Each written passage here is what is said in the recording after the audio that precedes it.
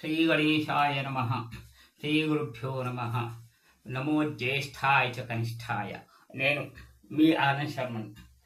ఇంతకు ముందు నేను శ్రీరామచంద్రుల వారిది మరియు ఆంజనేయ స్వామిది నేను భక్తిపరమైన కథలు చెప్పాను.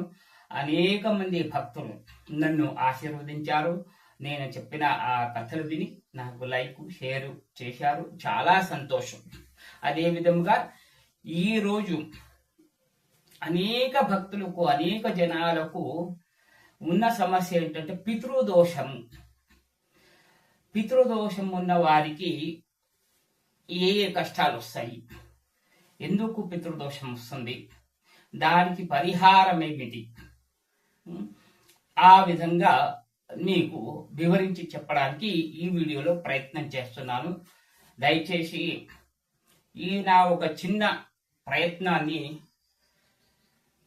ప్రేక్షకులు చూసి ఆ పరిష్కారం చేసుకొని మరియు మీ బంధువు మిత్ర పరివారములు అందరికీ ఈ నా వీడియోను పంపిస్తే వారు కూడా ఇందులో నేను చెప్పినటువంటి పరిష్కారము మరియు పరిష్కారం చేసుకొని పితృదోషము లేకుండా ఉంటారు. ఇందులో ఇంకొకటి ఏమిటంటే నేను చెప్పబోయేది, చనిపోయిన తర్వాత ఆ మనిషి ఏ విధంగా ఆ 10 రోజులు ఉంటాడు, ఆ తర్వాత వాళ్ళ స్వర్గ ప్రయాణం అని జరుగుతుంది. అది ఏ విధంగా జరుగుతుంది అవన్నీ వివరంగా చెప్పడానికి ఈ ఒక చిన్న ప్రయత్నం. అందులో భాగంగా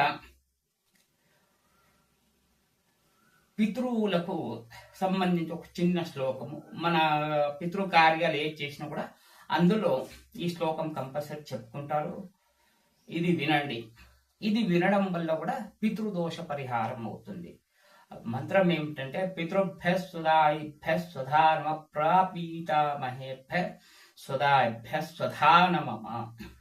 పితృవులకు సంతోషపరిచేటువంటి, పితృవులకు స్మరించేటి, పితృవులు తలుచుకునేటువంటి ఒక చిన్న మంత్రం. ఇది మనము పూజా కార్యక్రమంలో, అతి తగ్గిన కార్యక్రమంలో ఇది ఉంటుంది. ఇప్పుడు మనకు విషయంలోకి వస్తే, ఒక మనిషి చనిపోయిన తర్వాత ఆ ఇంట్లో దక్షిణముఖం అంటే తలకాయ దక్షిణ భాగంగా ఆయన పడుకోబెట్టి ఉత్తరానికి కాలు చేసి పడుకోబెట్టారు. ఆ విధంగా పడుకుంటే బయటకొస్తుంది. ప్రయాణం అప్పటికే ఆయనకు మృతదేహము ప్రయాణం స్టార్ట్ అవుతుంది.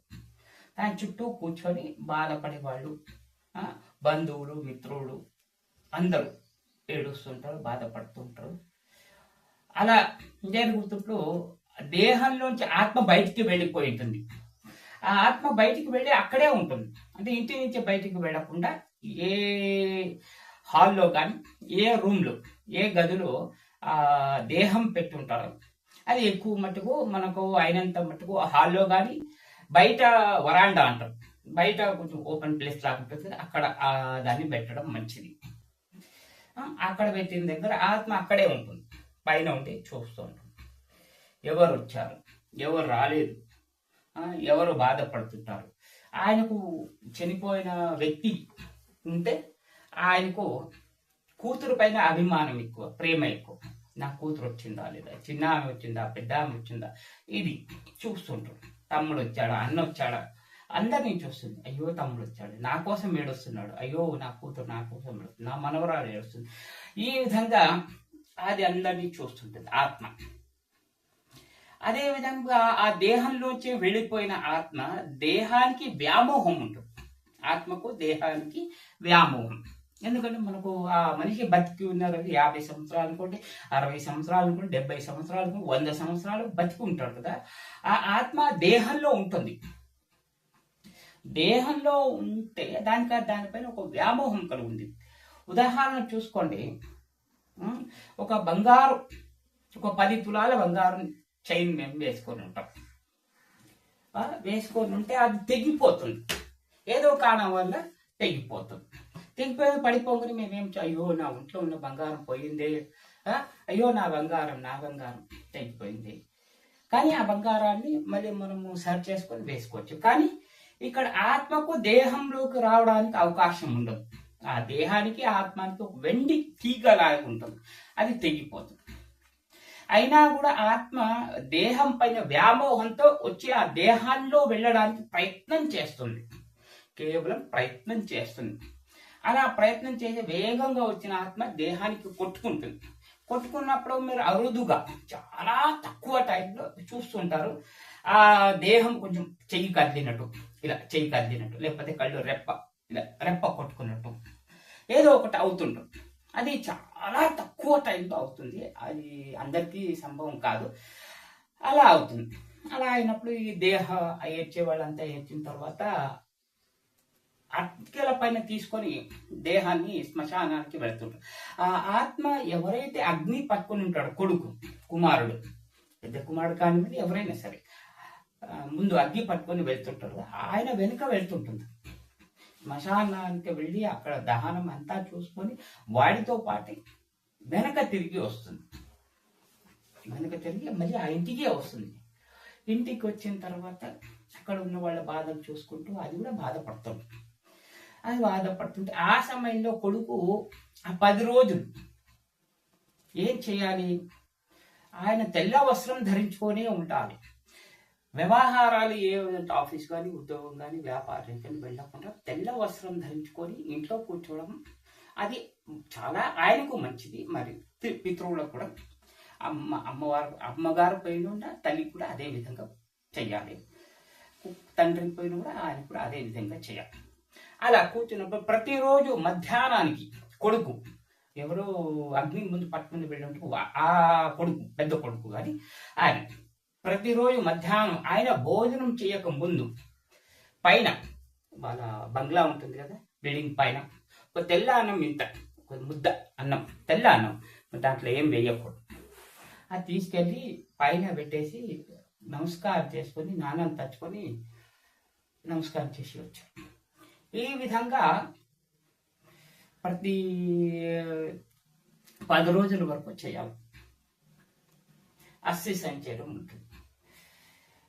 సంచయనం చేసిన తర్వాత 9వ రోజు 10వ రోజు యథావిధిగా ఆయన కర్మలు అన్ని చేస్తారు.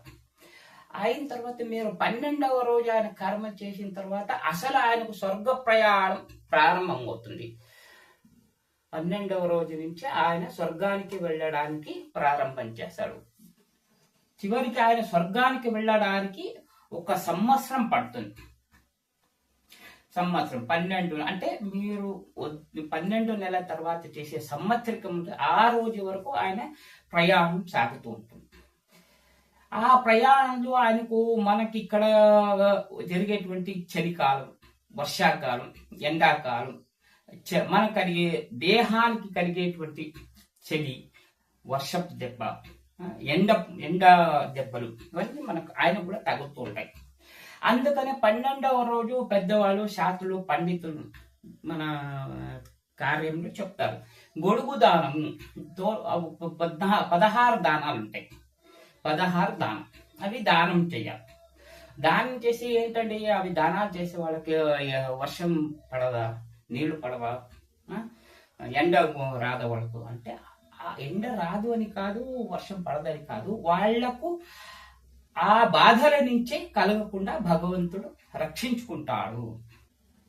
ఆ ఎండ బాధ తగలదు, వర్ష బాధ తగలకుండా ఉంటుంది. 10 మందికి అన్నదానం చేయాలి. ఆ ప్రయాణంలో ఆయనకు దాహం వేస్తుంది, అదేవిధంగా అన్నం కూడా కావాలి, భోజనం కూడా ఉంటుంది, ఆకలి కూడా వేస్తుంది. అందుకే దానాలు చేసి ఆ పుణ్యం వాళ్ళకి ఆకలి కాకుండా చూసుకుంటుంది. మనం పెద్దవాళ్ళు అంటుంటారు, మీరు వినే ఉంటారు, నీ చేసిన పుణ్యమే రా నీకు తోడు వస్తుంది, మంచి పనులు చెయ్యి, సహాయం చెయ్యి, 10 మందికి అన్నం పెట్టు, నీకు అదే శ్రీరామ రక్షణ, అదే పుణ్యమే ఆయనకు రక్షణగా వస్తుంది. అదే విధంగా ఆయన ప్రయాణం చేస్తుంటే మొత్తానికి మేము 14 సార్లు పిండ ప్రదానము, తద్దినము అంటాం మన తెలుగులో, తద్దినము చెయ్యాలి. అంటే వాళ్ళు మధ్యలో 14 దగ్గర ఆగుతారు. మన భాషలో చెప్పాలంటే బస్ స్టాప్లు 14 దగ్గర ఆగుతారు. ఆగినప్పుడల్లా వాళ్ళకి ఆకలి వేస్తుంది. ఆకలి వేసినప్పుడల్లా ఈ 10 మందికి చేసిన అన్నదానమే ఆయనకు ఆకలి దాహం